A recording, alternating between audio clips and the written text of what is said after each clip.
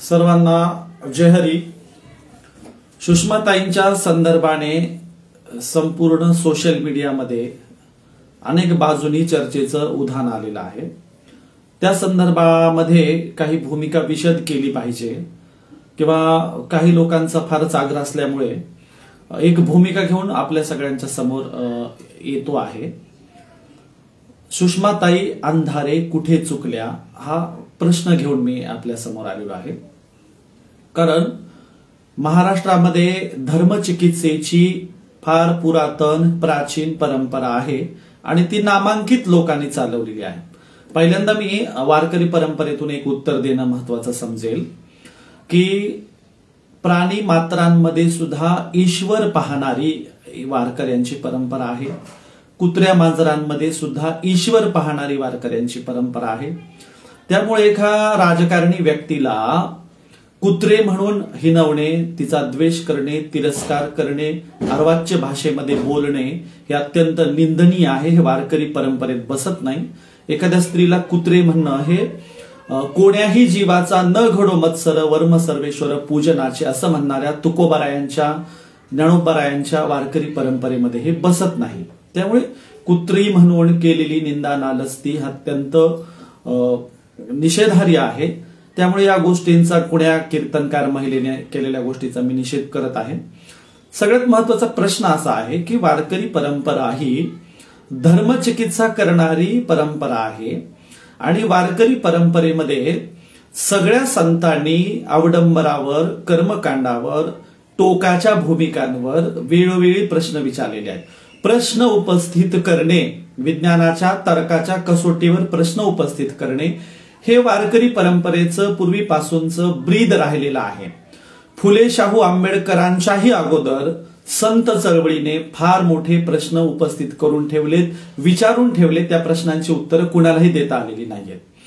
आता सुषमा अंधारेंच्या संदर्भाने सुषमा अंधारेंना आणि त्यांच्या राजकीय क्षेत्रात गेलेल्या त्या पुरोगामी मंडळीला माझा प्रश्न आहे, सामाजिक जीवनामध्ये तुम्ही विज्ञानवादी होतात, सामाजिक जीवनामध्ये तुम्ही तर्क करायला शिकवायला लावायचात, सामाजिक जीवनात तुम्ही प्रबोधनाचे कार्यक्रम करत असताना, व्याख्यानाचे कार्यक्रम करत असताना लोकांना विवेकवादी, तर्कशील, विज्ञानवादी बनवण्यासाठी आग्रही होतात। तुम्ही त्यावेळेला तर्काचा, चिकित्सेचा, विज्ञानाचा उपयोग घेतला आणि आता मात्र राजकीय जीवनात गेल्यावर त्या सगळ्या सामाजिक जीवनाला तुम्ही पुसून टाकत आहात। हे माझं जुनं आहे, मागचं आहे म्हणून ते चक्क धुडकावून लावत आहात। जे विज्ञानवादी आहे योग्य आहे म्हणून हे अत्यंत दुटप्पी भूमिका झालेली आहे। म्हणून सुषमाताईंनी पहिल्यांदा जुन्या केलेल्या प्रबोधनाच्या चळवळी मी पुसून टाकते, नकार देते, ते सोडून देते असं जाहीर करावं। म्हणजे मग कळेल की आम्हाला बाजू घ्यायची की नाही घ्यायची, योग्य आहे की अयोग्य आहे। स्पेशल त्या गोष्टीपासून पळ काढणं प्रचंड निंदनीय आहे। प्रश्न हा आहे, तुकोबारायांनी, नामदेवरायांनी या प्रकारची चिकित्सा केली होती की नाही जी सुषमा अंधारेंनी अगोदर केलेली आहे, ज्याला त्या स्वतः नकार देत आहेत। म्हणजे म्हणून मी प्रश्न केला की त्या कुठे चुकल्या। तुकोबाराय म्हणतात, देव पाषाण देव पायरी पूजा एकावरी पाय ठेवी। तुकोबारायांनी अवडंबरावर प्रश्न उपस्थित केला किंवा तीर्थी धोंडा पाणी देव रोकडा संचने, जिथे अवडंबर अवास्तव होतं ना तिथे सरळ त्यांनी पाषाण म्हणून, दगड म्हणून नकार दिला तुकोबारायांनी। नामदेवरायांनी प्रश्न विचारलाय की पाषाणाचा देव बोलविला का कधी, म्हणजे संत विज्ञानवादी नाहीयेत का, संत चिकित्सा करत नाहीयेत का, संतांनी प्रश्न उपस्थित नाही केला का, पाषाणाचा देव कधी बोलतो का, या प्रकारचा प्रश्न नामदेवांचा आहे, तुकोबारायांचा आहे। आणि प्रश्न विचारण्याची, चिकित्सेची परंपरा संतांची देखील आहे आणि म्हणून ही संतांची चिकित्सेची परंपरा पुढे ज्योतिराव फुले घेतात आणि ज्योतिराव फुले बळीराजाची बाजू घेताना वामनाला प्रश्न केलाय की त्याची फाटली कशी नाही म्हणून। आणि म्हणून चिकित्सेची परंपरा संतांनी सुरू केलेली पुढे फुलेंनी चालवली। तीच चिकित्सेची परंपरा पुढे विश्वरत्न डॉक्टर बाबासाहेब आंबेडकर यांनी चालवली। तीच चिकित्सेची परंपरा प्रबोधनकार ठाकरे यांनी चालवलेली आहे।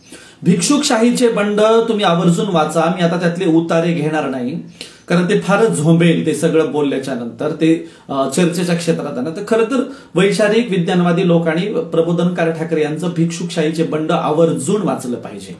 भिक्षुकशाहीचे बंडमध्ये प्रबोधनकार ठाकरेंनी जे प्रश्न विचारलेत ते सुषमा अंधारेंनी विचारलेले प्रश्न अगदी साधे विज्ञानवादी क्षुल्लक आहेत. त्याही पेक्षा टोकाचे विज्ञानाच्या कसोट्यांवरले आणि लोकांना सर्वसामान्यांना ते आवडणार सुद्धा नाही असे टोकाचे प्रश्न जे विज्ञानवादी आहेत, जे सत्य आहेत, जे तर्कशील आहेत, ते प्रबोधनकार ठाकरेंनी विचारलेले आहेत. त्या प्रश्नांचं तुम्ही काय करणार आहात? सुषमा अंधारे माफी मागून बाजूला झाल्या. सुषमा अंधारेंनी तर्काची परंपरा चक्क नाकारून टाकली, विज्ञानाची बाजू सोडून दिली आणि आता त्या माझ्या घरी माळकरी वारकरी परंपरा आहे, मी वारकरी. अरे वारकरी पण विज्ञानवादी आहेत. कीर्तनकार तुकोबारायांची परंपरा मानणारे सुद्धा विज्ञानवादी आहेत. त्यामुळे तुम्ही कुणीतरी काळात केलेले तर्क चुकीचे आहेत असं तुम्हीच कसं काय सांगू शकता? म्हणजे हे तर खऱ्या अर्थाने फुले शाहू आंबेडकरवादी तर्कवादी विज्ञानवादी परंपरेचा अपमान आहे. तुम्ही केलेलं पूर्वीचं सगळे माघार घेत आहात आणि ते त्याची सफाई देऊन तुम्ही माघार घेतात, हे तर खरंच भयानक आहे. आणि त्यातल्या त्यात फुले शाहू आंबेडकरवादी चळवळीच्या लोकांनी विज्ञानवादी तर्काची विवेकाची बाजू घेणाऱ्या लोकांच्यासाठी पिछेहाट करणारा प्रचंड भयानक मुद्दा आहे. येणाऱ्या काळात म्हणजे उत्तरेकडे ज्याप्रमाणे 22 प्रतिज्ञेवरून गजब झालाय, तोच येणाऱ्या काळात महाराष्ट्राची नांदी आहे. ही सुषमा अंधारे ताई त्याचं एक प्रतीक आहे. आणि म्हणून गांभीर्याने विचार घेतला पाहिजे की विज्ञानवादी भाषणांमध्ये बोलणं, तर्कवादी भाषणांमध्ये बोलणं, प्रश्न उपस्थित करणं, चिकित्सा करायला लावणं वाईट होतं का? ते योग्य आहे. आणि ही तर्काची चिकित्सेची परंपरा संविधान निर्माते डॉक्टर बाबासाहेब आंबेडकरांनी चालवलेली आहे. आणि म्हणून जे लोक संविधान मानतात, जे लोक लोकशाही मानतात, त्यांना एका विज्ञानवादी घटकांचा पुरस्कार करावा लागेल. धर्माचं क्षेत्र वेगळं आहे, विज्ञानाचं क्षेत्र वेगळं आहे. विज्ञानाच्या क्षेत्रात जेव्हा जेव्हा तर्काच्या कसोट्या लावल्या जातील, विज्ञानाच्या कसोट्या लावल्या जातील, विज्ञानाला धरून प्रश्न उपस्थित केले जातील, ते धर्मग्रंथावर असतील, चालीरीती परंपरांवर असतील, इथल्या अवडंबरावर असतील, त्या प्रश्नांचं स्वागतच करावं लागेल. त्याच्यापासून पळ काढता येणार नाही. आणि म्हणून प्रबोधनकार ठाकरेंनी समुद्र प्राशन करणाऱ्या ऋषीबद्दल प्रश्न विचारलेला आहे. त्यांनी सुषमा अंधारेंनी ज्या प्रकारे काही हनुमानाला घेऊन जे काही प्रश्न उपस्थित केले ते प्रश्न अगोदरही उपस्थित झालेले आहेत. ते प्रबोधनकार ठाकरेंनी, फुलेंनी, बाबासाहेब आंबेडकरांनी, अनेक सत्यशोधकांनी ते विचारले. खऱ्या अर्थाने जे खरे वारकरी आहेत, जे खरे विज्ञानवादी आहेत, त्यांनी या तर्काच्या कसोट्यांवरचे, विज्ञानाच्या कसोट्यांवरच्या प्रश्नांची उत्तरं देण्याची तयारी ठेवली पाहिजे. ना की कुणाचा द्वेष करू नये, ना की कुणाला खालच्या स्तरावर बोलू नये, ना की कुणाला कुत्री म्हणू नये किंवा कुणाला अत्यंत हीनत्वदर्शक बोलू नये. विज्ञानाच्या कसोट्यांवरल्या प्रश्नांची उत्तरं देण्याची तयारी ठेवली पाहिजे.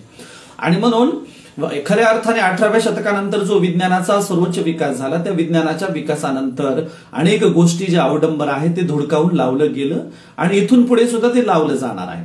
त्यामुळे हा काही जो फ्लो आलाय ना, की भक्तांचा फ्लो आहे, त्यातल्या त्यात कुठलाही विचार तर्क न करता, ग्रंथ न बघता, मनानेच काही ठोकून द्यायचा जो फ्लो आलेला आहे, त्याला रोखायचं असेल तर फुले शाहू आंबेडकरवादी, विज्ञानवादी, तर्कवादी आणि खऱ्या अर्थाने वारकरी, तुकोबाराय, ज्ञानोबारायांच्या, नामदेवरायांच्या, गाडगेबाबांच्या अनुयायांनी सतर्क होण्याची वेळ आलेली आहे.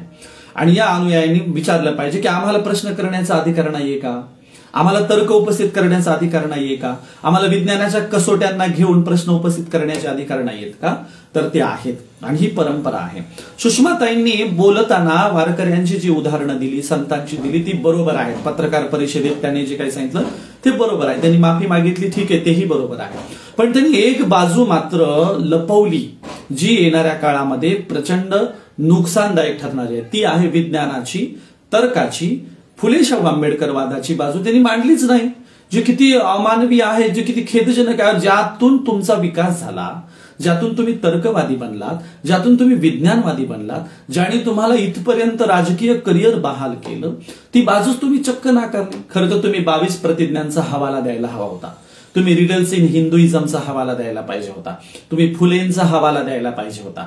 आणि तुम्ही महापुरुषांच्या चिकित्सेच्या परंपरेचा हवाला द्यायला पाहिजे होता. तुम्ही म्हणायला पाहिजे होते, यस, मी प्रबोधन करताना त्या काळामध्ये जे काही बोललेले आहे ते पूर्वीलाही या प्रकारचं बोलले गेलेलं आहे, त्याच्या रेफरन्सच्या आधारे मी बोललेले होते. पण त्यातनं त्यांनी चक्क पिछेहाट करणं, त्याची माघार घेणं, त्यातनं बाहेर येणं, हे खऱ्या अर्थाने आपणच पूर्वी केलेल्या कामावर पाणी ओतण्यासारखं आहे, नाकारण्यासारखं आहे. आणि त्याला मी तर म्हणेल हा नतदृष्टेपणा झाला, ही तर पळवाट झाली. म्हणजे राजकीय करिअर विकसित करण्यासाठी आपणच पूर्वीला केलेल्या गोष्टीला चक्क नाकारायचं, किती गैर आहे, किती वाईट गोष्ट आहे ही. आणि म्हणून वारकरी परंपरा ही विज्ञानवादी आहे, त्याच्यात काही विषय नाहीये. ह्या 4-5 कोण्या कीर्तनकार म्हणजे संपूर्ण वारकरी परंपरा ठरत नाही. कुणीतरी द्वेषजनक बोलतंय, कीर्तनात पॉलिटिक्स घेऊन जातंय म्हणजे काही वारकरी परंपरा ठरत नाही. आजही ग्रामीण जनतेतला वारकरी, आजही बहुतांशी खूप मोठा वारकरी पुरोगामी आहे, विज्ञानवादी आहे, एकेश्वरवादी आहे किंवा चैतन्य परंपरा मानणारा आहे. कुठेतरी ईश्वर असतो ही परंपरा मानणारा आहे, परंतु तो अवडंबर नाकारणार आहे. धर्माला देवाला प्रश्न विचारणारे संत आहेत. नामदेवांचा अभंग आहे, पतित पावन म्हणून आलो तुझिया दारा, पतित पावन म्हणून जातो माघारा, झेंगट घेऊन हाती दवंडी पेटविन 3 लोकी, देवा तू पतित पावन तू मोठा घातकी. ईश्वराला प्रश्न करणारे संत आहेत. तुकोबरायांनी सुद्धा या प्रकारचे प्रश्न केलेले आहेत. जनाबाई तर म्हणते अपराधाविन बळी घातला पाताळी, किंवा पुण्यवंत पाताळ लोकी नेला तुझा दरबार धुंद झाला. या प्रकारचे प्रश्न संतांनी देखील केलेले आहेत. संत चिकित्सेच्या कटघरामध्ये ईश्वराला उभे करतात. संत ईश्वराला लाडीक प्रश्न करतात, लाडीक जोहार घालतात. संत मराठी भाषेची बाजू घेतात, संस्कृतच्या अवडंबरावर संस्कृतला नकार देतात संत. आणि म्हणून संत परंपरा ही विज्ञानवादी आहे, मानवी मेंदूचा विकास करणारी आहे, तर्क करायला लावणारी आहे आणि अत्यंत चांगली आहे. त्यामुळे हीच संत परंपरा पुढे फुले, शाहू आंबेडकर चालवतात. म्हणूनच तर बाबासाहेब आंबेडकरांनी तुकोबरायांच्या नावाने मूकनायक पेपर सुरू केला, माऊलींच्या नावाने बहिष्कृत भारत पेपर सुरू केला. माऊलींची ओळ, ज्ञानोबरायांची ओळ बाबासाहेबांच्या पेपरवर असायची, तुकोबरायांची ओळ बाबासाहेबांच्या पेपरवर असायची. तुकोबरायांनी कबीरांना गुरु मानलं, रविदासांना तुकोबरायांना ग्रंथ अर्पण केला. त्यामुळे हे संत, हे जी काही महापुरुष आहेत फुले, शाहू आंबेडकरवादी, यांचं आम्ही चक्क नाकारतो आणि मग इकडे घुसतो असं काही आव्हानाचं काही कारण नव्हतं सुषमाताईंना. खरं तर त्यांनी मागच्या कुठल्या तरी एका व्हिडिओमध्ये सांगितले की मी बौद्ध धर्म स्वीकारलेला आहे, म्हणून बौद्ध धर्म स्वीकारलेल्या सुषमाताईंनी ही देखील बाजू मांडायला हवी होती की मी बौद्ध धर्म स्वीकारलेली आहे, माझ्याकडे चिकित्सेची तर्काची परंपरा माझ्या पूर्वजांनी दिलेली आहे, फुले शाहू आंबेडकरांनी दिलेली. त्याबद्दल त्यांनी केवळ राजकीय लोभापोटी हे सगळं नाकार देणं हे पुढे बाकीच्यांना फार त्रासदायक ठरणार आहे. उद्या सगळ्यांनाच या प्रकारच्या माघार घ्यावी लागेल. आणि म्हणून हे बघा, जे लोक चिकित्सा करतात, तर्क करतात, विज्ञानवादी आहेत, ते खऱ्या अर्थाने फुले शाहू आंबेडकरवादी संतवादी आहेत. त्यामुळे कुणीही चिकित्सेचे प्रश्न विचारल्यावर माघार घ्यायचं काही कारण नाही, उलट त्याचं स्पष्टीकरण दिलं पाहिजे. एक.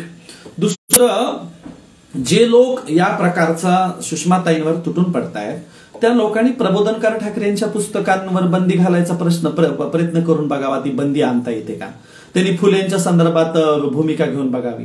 बाबासाहेबांच्या एकाही पुस्तकावर अजूनही कुणालाही बंदी घालता आलेली नाही. बाबासाहेबांनी केवढे प्रश्न उपस्थित करून ठेवले, याची उत्तरे द्यावी लागतील. बरं, फुले, शाहू आंबेडकर, प्रबोधनकार ठाकरे, संत यांनी प्रश्न उपस्थित केले नाही किंवा करू नयेत म्हणून काय जगात होणार नाहीत का. भारताच्या बाहेर करोडो लोक विज्ञानाची बाजू घेऊन प्रश्न उपस्थित करतायत. अतिरेकी अवडंबरावर त्यांनी प्रश्न उपस्थित केले आहेत. विज्ञानाचा विकास बाहेरून झालेला आहे, ते सगळं इथं आल्यावर तुम्हाला नाकारावंच लागणार आहे. विज्ञानाच्या कसोटीवर बाप दाखव नाही तर श्राद्ध कर असं असतं. तुम्हाला विज्ञानाच्या कसोट्यांवर तर माघारच घ्यावी लागणार आहे. आणि म्हणून विज्ञानवादी असणं काही गैर नाही, त्याच्यात माघार घ्यायचं काही कारण नव्हतं. आणि म्हणून माझ्या बांधवांनो, वारकरी परंपरा समजून घ्या, त्याचे ग्रंथ वाचा आणि त्यातले चिकार अभंग आता समाज मानसामध्ये घेऊन जा. रोज अभंग तुम्ही लोकांमध्ये पेरलं पाहिजे, लोकांना विवेकवादी बनवलं पाहिजे, तर्कशील बनवलं पाहिजे, विज्ञानवादी विचार बनवलं पाहिजे आणि प्रश्न विचारणारं बनवलं पाहिजे. प्रश्न विचारणं काही गुन्हा नसतो. धर्मग्रंथांवर प्रश्न उपस्थित करणं काही वाईट नसतं. सगळ्या संतांनी हेच केलेलं आहे. वेदांच्या बद्दल हेच केलं. संतांनी वेदांची केवढी उहापोह केला, घुसळण केली. वेदांच्या भूमिका संतांनी घेताना संपूर्ण वेद काही स्वीकारले नाही. संत तुकोबरायांनी पण सांगितलं की आम्ही काही हे सगळं घ्यायचंच होतं तर आम्हाला नवनिर्माण करायची काय गरज होती. आणि म्हणून संतांनी स्वतःचा अनुभव ह्याला फार मोठं प्राधान्य दिले. अनुभव येथे व्हावा, साचारण चालती चारा आंबा पुढे. आणि म्हणून अनुभवाच्या संदर्भातच संतांच्या भूमिका आहेत. आपण सगळ्यांनी त्या भूमिका घेऊन गेला पाहिजे. आणि तुमच्या राजकारण्याची, तुमच्या आवडत्या राजकारण्याची बाजू घेण्याच्या नादात हा राजकारणी जर फुले शाहू आंबेडकरांचा बेस आणि ती मूल्य जर नाकारत असेल तर त्या राजकारण्यालाही प्रश्न विचारायची तयारी ठेवा. सुषमाताईंना विचारा माघार का घेतली. सुषमाताईंना विचारा, पूर्वी केलेलं प्रबोधन मातीत घालणार आहात का? ते चक्क वाईटच होतं का, चुकीचं होतं का? अहो, म्हणजे अंगात येणाऱ्या स्त्रीच्या अंगात येऊ नये यासाठी तुम्ही जे प्रबोधन केलं ते आता माघार घेताय का तुम्ही? किंवा त्या काळात जे काही तर्क करत होतात, प्रश्न उपस्थित करत होतात, त्यासाठी माघार घेताय का तुम्ही? आणि म्हणून खऱ्या अर्थाने वारकरी हेच करत होते, संत हेच करत होते, फुलेशाह आंबेडकर हेच करत होते, प्रबोधनकार ठाकरे हेच करत होते. प्रबोधनकार ठाकरेंच्या प्रश्नांची लिस्ट आपण बाहेर काढूया, त्याची उत्तरं तो या लोकांना देता येतील का ते बघितलं पाहिजे. आणि म्हणून धर्माची ठेकेदारी विशिष्ट लोकांच्या ताब्यात नाही. धर्म हा सार्वत्रिक आहे, वारकरी परंपरा सार्वत्रिक आहे. कुण्यातरी मठाचा आणि फडाचा प्रमुख स्टेटमेंट देतो म्हणजे ते सगळ्या वारकऱ्यांचं असतं असं मानायचं काही कारण नाही. आणि म्हणून सर्वसामान्य वारकऱ्यालाही तेवढेच हक्काधिकार आहेत जेवढे एखाद्या फडकऱ्याला, मठ प्रमुखाला आहेत. इथे सगळे समान आहेत, कुणी लहान नाही. यारे यारे लहान थोर याती भलत्या नारी नर, तारावया पार भाव सिंधू. इथे काही कोणाकडे ठेकेदारी सर्टिफिकेट दिलेलं नाहीये. पांडुरंगाचे जे भक्त ते सगळे वारकरी, पांडुरंगाला जे मानतात ते सगळे वारकरी, निर्गुण निराकार चराचराची भक्ती जे मानतात ते सगळे वारकरी. ठाईचं बैसोणी करा एक चित्त, जे एका जागी बसून देखील ईश्वराचं नामस्मरण करतात ते देखील वारकरी आहेत. आणि म्हणून आम्हीच तेवढे वारकरी, आम्ही सुषमाताईंची प्रेत यात्रा काढून तिच्या मागे लागू असं चालणार नाही. हे जे काही कोणी 4-2 लोकांनी केलेलं आहे अत्यंत निंदनीय आहे, घृणास्पद आहे. एका राजकीय व्यक्तीला तर्क करण्याचे अधिकार आहेत, विज्ञानाच्या कसोट्यांवर प्रश्न विचारण्याचे अधिकार आहेत. ते अधिकार संविधानाने दिलेत, संतांनी देखील दिलेले आहेत. ते अधिकार फुलेंनी दिलेत, बाबासाहेबांनी दिलेले आहेत. म्हणून त्यांच्या पूर्व आयुष्यात त्यांनी जे काही प्रश्न विचारलेत ना, त्यांना तेव्हाही तो अधिकार आहे, आताही आहे. आता जरी त्या बाजू मुकरत असतील, माघार घेत असतील तर त्या चूक करतायत. त्यांना तेव्हाही तेच अधिकार आहेत, आजही तेवढेच अधिकार आहेत. तर तेव्हाही फुलेशाह आंबेडकरवादी होत्या, आज त्या आहेत की नाही, मानायला तयार आहेत की नाही हा मोठा प्रश्न आहे. कारण त्यांनी ते सगळं नाकारून एक बाजू मांडायचा प्रयत्न केलाय की मी सगळं हे करते म्हणून. आणि म्हणून त्या तेव्हाही तर्काच्या भूमिकेवर योग्य होत्या आणि इथून पुढे पण असतील. तर्क करणं, प्रश्न विचारणं, लोकांचं प्रबोधन करणं काही वाईट नाही. गाडगे महाराज यापेक्षा टोकाचे प्रश्न विचारायचे. गाडगे महाराजांची भाषणं काढा, त्यांचं मुंबईला झालेलं भाषण आहे, ते सरळ म्हणायचे तुमच्या देवाला आंघोळ करता येत नाही, तुमच्या देवाला कपडे घालता येत नाही, असा कसा रे तुमचा देव. काय गाडगे महाराजांच्या बद्दल काही कोणी आता केस दाखल करायला जाणार आहे का? केवळ गाडगे महाराज नाही, विदर्भामध्ये गणपती महाराज होऊन गेले. गणपती महाराजांची आझाद नावाची अरविंद जोशी यांची डॉक्युमेंटरी युट्यूबला आहे, बघा. गणपती महाराज आंतरजातीय लग्न लावायचे, अस्पृश्यतेला विरोध करणारा कृती कार्यक्रम घेऊन ते काम करायचे. तेव्हा लोक त्यांना विरोध करायचे, तर ते म्हणायचे मी पंढरपुरावरून आणलेली माझी विठ्ठल मूर्ती आहे, मी तिच्यासोबत आंतरजातीय लग्न लावेल, सहभोजन करेल, अस्पृश्यांना मंदिरात घेईल, नाहीतर मी आणलेल्या विठ्ठल मूर्तीवर कपडे धुईल, असं त्यांचे विधान असायचे. आणि म्हणून गणपती महाराज, गाडगे महाराज, तुकडोजी महाराज तर्काची, विज्ञानवादाची बाजू घेणारी संत परंपरा आहे ही. इकडे कैकाडी महाराज पंढरपुरामध्ये होते, त्याच्या अगोदर सगळेच संत घ्या, निळोबारायांच्या पासून नामदेव ज्ञानोबारायांच्या पर्यंत हे सगळे लोक आहेत. यांनी या प्रकारचे प्रश्न, अशा प्रश्नांना जर घ्यायचं ना तर ती 2-3 हजाराच्या वर संतांनी विचारलेली प्रश्न उपस्थित करता येतील. संतांनी ईश्वरावर प्रश्न उपस्थित केले, कर्मकांडावर प्रश्न उपस्थित केले, भोंदूगिरीवर प्रश्न उपस्थित केले, अतिरेकी दैववादावर प्रश्न उपस्थित केले, अनेकेश्वरवादावर प्रश्न उपस्थित केले, अनेक तीर्थक्षेत्रांवर प्रश्न उपस्थित केले, अनेक देवी देवतांच्या उपासनेवर प्रश्न उपस्थित केले. त्यांनी एकेश्वरवाद सांगितला, त्यांनी निर्गुण निराकार चराचराची भक्ती सांगितली, प्लस सगुण साकारमध्ये विठ्ठलच सांगितला. विठ्ठलाच्या पुढे आम्हाला काही मान्य नाही असं संतांनी भूमिका घेतली. त्यांनी इतर तीर्थक्षेत्र नाकारताना पंढरपूर उभं केलं. त्यामुळे संतांनी पुनर्जन्मावर प्रश्न उपस्थित केले, स्वर्गावर प्रश्न, वैकुंठ कोपाट जुनाट झोपडी, वैकुंठी नाही दही भात, स्वर्गावर प्रश्न उपस्थित केले, वैकुंठावर प्रश्न उपस्थित केले. म्हणून संतांची प्रश्न उपस्थित करण्याची मांडणीच राहिलेली आहे, त्यातनं पळ काढायचं काही कारण नाहीये. आणि म्हणून ठामपणाने जे लोक फुलेशाह आंबेडकरवादी मूल्यांना घेऊन राजकीय क्षेत्रात जात आहेत, जे पुरोगामी मूल्यांना घेऊन राजकीय क्षेत्रात जात आहेत, जे विज्ञानवादी मूल्यांना घेऊन राजकीय क्षेत्रात, त्यांनी माघार घेऊ नये, हे अत्यंत दयनीय आहे, निंदनीय आहे. त्यांनी तिथंही फुलेशाह आंबेडकरांच्या मैदानावरच संघर्ष उभा केला पाहिजे. तिथेही विज्ञानाच्याच, तिथेही संतांच्या मूल्यांवरच संघर्ष उभा केला पाहिजे. लोकांना काय आवडेल म्हणून मी माघार घेतो असं चालणार नाही. आणि म्हणून खरं तर ते फारच म्हणजे महापुरुषांना ते लाजायला भाग पाडेल असं ती वृत्ती ठरते की मी मागचं सगळं ते मागचं होतं 2009चं होतं मागचं होतं. अरे मागचं होतं म्हणजे काय होतं? ते फार असं निंदनीय घृणास्पद होतं का ते? तुम्ही सांगा ना. ते तर्काच्या कसोटी बरं प्रश्न उपस्थित करा. विज्ञानाच्या कसोट्यांवर या विचारलेल्या प्रश्नांची उत्तरं धर्मपुरोहितांनी दिली पाहिजेत. हे प्रश्न केवळ बाबासाहेब फुले शाहू आंबेडकर यांचेच नाही आहेत, तर ती संतांचे पण. याची उत्तरं देता आलीत का तुम्हाला? नामदेवांचा एक प्रश्न सांगतो तुम्हाला. नामदेवांचा प्रश्न आहे. काय प्रश्न आहे नामदेवांचा? की 4 वर्ण गाय के 1 वर्ण दूध, तुम कहा के ब्राह्मण हम कहा के सूद. काय प्रश्न आहे? नामदेव महाराज औंढा नागनाथाच्या मंदिरात दर्शनाला गेले असताना नामदेव महाराजांना औंढा नागनाथाच्या मंदिरातून हकलून लावण्यात आलं होतं. का? शिंपी जातीचे आहात, शूद्र आहात, कीर्तन करण्याचा अधिकार नाही. औंढा नागनाथाच्या मंदिरातून संत नामदेवरायांना बाहेर काढल्याच्या नंतर नामदेवांनी प्रश्न उपस्थित केला. हा प्रश्न नामदेवांनी बरं झालं हिंदी जगतात उपस्थित केला, उत्तरेकडे केला. इथे केला असतं तर नामदेवांच्या गाथ्यालाही तुकोबरायांच्या इंद्रायणीच्या डोहासारखं काय काय आलं असतं सांगता नसतं आलं. म्हणून नामदेवांचा हिंदी जगतात हिंदी अभंगात प्रश्न उपस्थित केलाय. ही नदी न जाती मेरी पंढरी के राया, ऐसा नामा दर्जी तुमने काय को बनाया, नामा टाल विनाले के राउल में गया, कीर्तन करते समय ब्राह्मणों ने बाहर ढकलाया, 4 वर्ण गाय के 1 वर्ण दूध, तुम कहा के ब्राह्मण हम कहा के सूद. हा प्रश्न आहे. 4 वर्ण गाय के म्हणजे काय? गायी 4 रंगाच्या असतात. कुठल्या? तांबड्या रंगाच्या, पांढऱ्या रंगाच्या, काळ्या रंगाच्या, मिक्स कलरच्या. गायी 4 रंगाच्या असतात, पण दूध मात्र एकाच रंगाचं असतं. मग तुम्ही कसले वरच्या जातीचे आणि आम्ही कसले खालच्या जातीचे, हे कशाच्या आधारावर तुम्ही ठरवलेला आहे? हा प्रश्न नामदेवांचा आहे. प्रश्न करण्याची पद्धत आहे की नाही वारकरी परंपरेत? तर्काच्या आधारावर आहे की नाही? चिकित्सेच्या आधारावर आहे की नाही? धर्मग्रंथांना हा प्रश्न नाहीये का नामदेवांचा? विज्ञानाच्या आधारावर हा प्रश्न नाहीये का नामदेवरायांचा? आणि म्हणून नामदेवरायांच्या पासून ही परंपरा आहे. तुम्ही कसले वरच्या जातीचे आणि आम्ही कसले खालच्या जातीचे, तुम कहा के ब्राह्मण हम कहा के सूद. हा प्रश्नाचं उत्तर देता आलंय का? तुम्ही तर जन्माने म्हणता आमच्या घरात आम्ही जन्माला आलो की उच्च जाती आहे आणि ते शूद्र जाती आहेत, ते हीन आहेत, कलंकित आहेत, कालपर्यंत म्हणत होतात. स्वातंत्र्य मिळेपर्यंत तुम्ही म्हणत होतात. आणि म्हणून ही नामदेवांची, ही तुकोबारायांची असे कितीतरी प्रश्न सांगता येतील, हजारो प्रश्न आहेत. म्हणून प्रश्न विचारणं वाईट नसतं, तर्क करणं वाईट नसतं.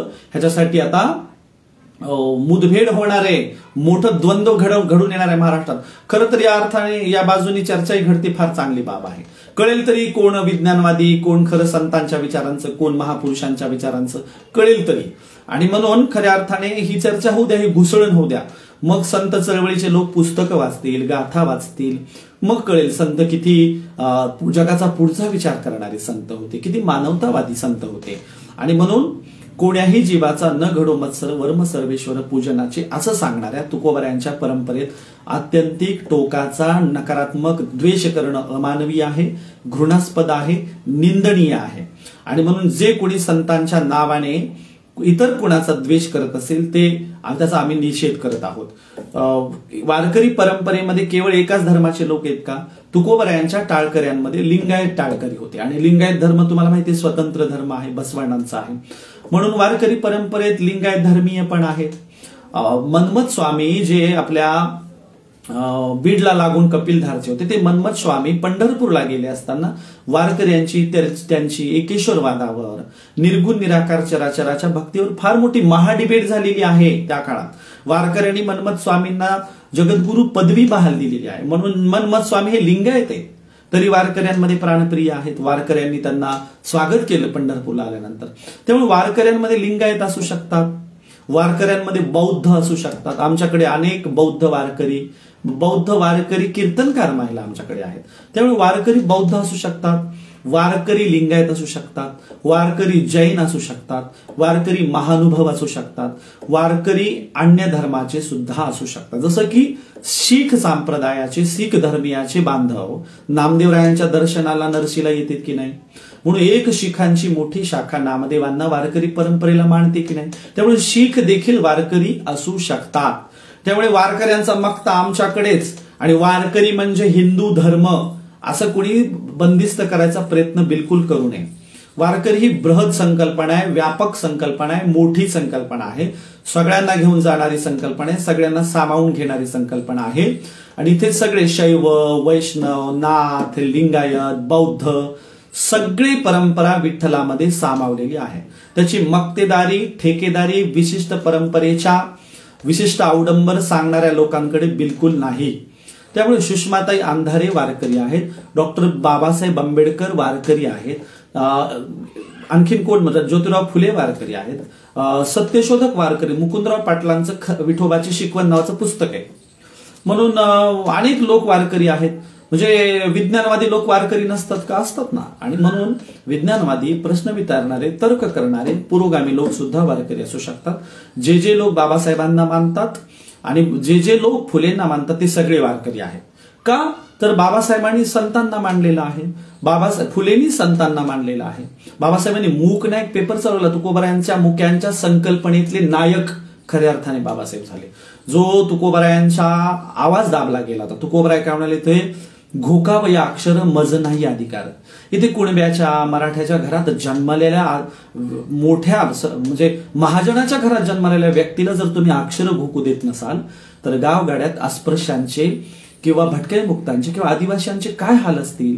म्हणून तुकोबरायांचा हा भंग घेऊन खऱ्या अर्थाने तुकोबरायांच्या संकल्पनेतले मुक्यांचा नायक बाबासाहेब झाले होते. आणि बाबासाहेब वारकरी ठरतात. बाबासाहेबांना तर्क करण्याची, वारकऱ्यांवर प्रश्न उपस्थित करण्याची, धर्मग्रंथांवर प्रश्न उपस्थित करण्याची संधी किंवा त्यांना अधिकार जन्मजात आहेत. ते फुलेंनाही अधिकार आहेत. ते त्या परंपरेत जे लोक पुढे असतील त्यांनाही ते अधिकार आहेत. त्याला कुणी नाकारण्याचं काही कारण नाही. आणि म्हणून आम्हीच तेवढे प्रमुख असं कुणी मानू नये. आमच्याकडेच ती मक्तेदारी सर्टिफिकेट आहे, आम्हीच ते सर्टिफिकेट वाटत फिरणार असं कुणीही मानायचं काही कारण नाही. वारकरी ही व्यापक संकल्पना आहे आणि प्रत्येकाला या वारकरी परंपरेमध्ये प्रश्न उपस्थित करण्याचे, लिहिण्याचे, बोलण्याचे संतांकडूनच अधिकार मिळालेले आहेत. ते संत जनाबाईंनी दिले, ते नामदेवरायांनी दिले, ते चोखोबरायांनी दिले, ते तुकोबरायांनी दिले, ते एकनाथ महाराजांनी सरळ सांगितलंय, संस्कृत ही जर देवभाषा आहे तर काय मराठी काय चोराखाली भूताखाली गेली होती का? प्रश्न नाहीये का हा? म्हणजे एका भाषेचा अवडंबर माजवता मग आमच्या लोकबोलीबद्दल काय? हा प्रश्न कुणी एकनाथ महाराजांनी केलेला आहे. आणि म्हणून विटाळाचे अभंग लिहून सोयराबाईंनी विटाळाचे प्रश्न उपस्थित केलेत की आधी विटाळ आहे, अंती विटाळ आहे, कुणाला विटाळ चुकलाय का, देवालाही विटाळ चुकला नाही, या प्रकारची मांडणी सोयराबाईंनी केलेली आहे. आणि म्हणून सगळ्यांना विनंती आहे की तुम्ही तुमच्या राजकारण्यांच्या मागे आंधळीपणाने जाताना त्या राजकारण्यांना पण प्रश्न करा की तुम्ही पळवाट का काढताय, तुम्ही ह्या सगळ्या भूमिकांपासून आता पळवाट का घेताय. होऊ द्या, महाराष्ट्राच्या मैदानावर विज्ञानाला घेऊन, भौतिकवादाला घेऊन, नव्या जगताच्या स्वागताला घेऊन चर्चा होऊ द्या, महाडिबेट होऊ द्या. आणि संतांचंही हेच म्हणणं त्या काळात होतं. संतांनी नाही का केली, तिथल्या प्रस्थापितांशी, धर्मप्रमुखांशी महाडिबेट केली. ती महाडिबेट या देशात झाली पाहिजे. आणि म्हणून तर्काच्या कसोटीवर प्रश्न उपस्थित करणं गैर नाही. ते मानवाला मिळालेलं उपजत गुण आहे. प्राण्यांमध्ये आणि मानवांमध्ये हाच फरक आहे की माणूस तर्क करू शकतो. संतांनी तेच लिहिलेले. संतांचं साहित्य कुठून आलेलं आहे? संतांनी आत्मचिंतन केलं, विचार केला, ध्यानस्थ बसले, इथल्या अवतीभोवती दिसणाऱ्या चुकांवर संतांनी बोट ठेवलं. त्या पद्धतीने संतांनी लिखाण केलं. आणि म्हणून मी हे जे काही महाराष्ट्रामध्ये चाललंय ते त्याच्या दोन्ही बाजूने आपल्या सगळ्यांना विनंती करतो की प्रश्न उपस्थित करणंही वाईट नाही. आणि वारकरी परंपरा ही याच परंपरेतली आहे, प्रश्न विचारणाऱ्यांच्याच परंपरेतली आहे. ती सगळ्यांनी एकदा समजून घ्यावी. प्रबोधनकार ठाकरेंची पुस्तकं आवर्जून वाचावी. त्यात असे चिक्कार प्रश्न उपस्थित केलेले आहेत.